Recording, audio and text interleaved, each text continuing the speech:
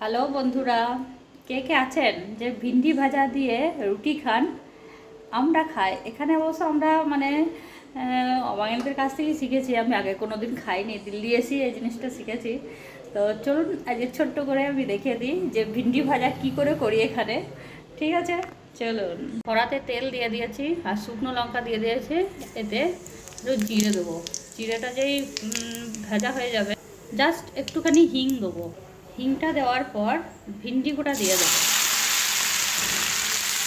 ভিন্ডি দেওয়া হয়ে গেছে, এবার নাড়াচাড়া করা হবে যেমন ভাজা হয় নর্মালি, কিন্তু একটু মশলা দিতে হবে এতে।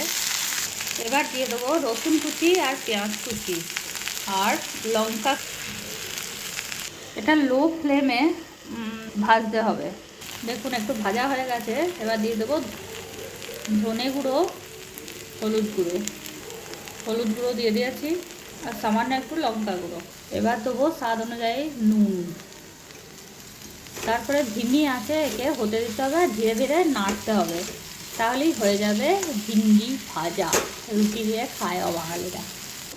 হয়ে গেল আমার ভিন্ডি ভাজা।